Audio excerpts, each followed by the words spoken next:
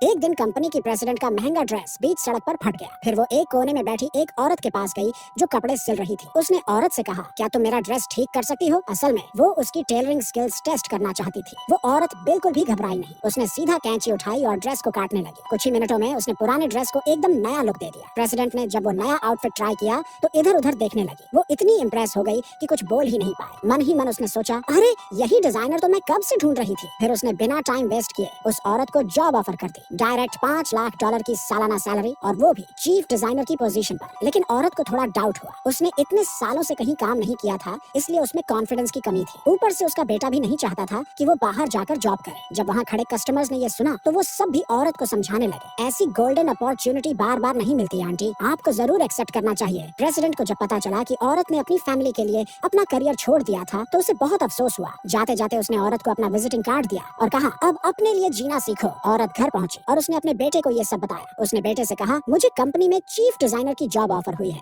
और वो भी $5 लाख की सालाना सैलरी पर। लेकिन उसका बेटा तो सीधा शक करने लगा। उसने माँ को पागल तक बोल दिया और कहा, इस उम्र में कौन सी कंपनी तुम्हें इतनी बड़ी जॉब देगी और इतनी हाई सैलरी? हद कर रही हो माँ। जब बेटे ने बात नहीं मानी तो औरत ने सीधा प्रेसिडेंट का कार्ड निकाल लिया। लेकिन फिर भी बेटा नहीं माना। उसने गुस्से में आकर अपनी माँ को एक कमरे में बंद कर दिया और अपनी बीवी से कहा, जब तक मैं ट्रिप से वापस ना आऊं इसे बस सूखा ब्रेड देना, भूखी रहे तो भी चलेगा लेकिन मरे नहीं। बेटे के जाने के बाद औरत ने अपनी बहू से बहुत रिक्वेस्ट की कि उसे बाहर निकाल दे, लेकिन बहू को अपने पति से डर लग रहा था। उसी वक्त औरत को एहसास हुआ कि उसने अपना पूरा जीवन बेकार कर दिया। उसने पति के कहने पर अपना करियर छोड़ दिया था और अब बेटा भी उसी माइंडसेट के साथ उसे कैद कर रहा था। तभी उसे प्रेसिडेंट की बातें याद आई। अपने लिए जीना सीखो। उसने बहू से कहा, मैं नहीं चाहती कि तुम्हारी भी जिंदगी मेरी जैसी हो। बहू जो खुद भी डिजाइनिंग का सपना देखती थी, फाइनली वो मान गई और उसने दरवाजा खोल दिया। फिर दोनों सीधा कंपनी पहुंची। लेकिन जैसे ही उन्होंने प्रेसिडेंट का कार्ड दिखाया, वहाँ के सुपरवाइजर ने उन्हें बाहर निकाल दिया।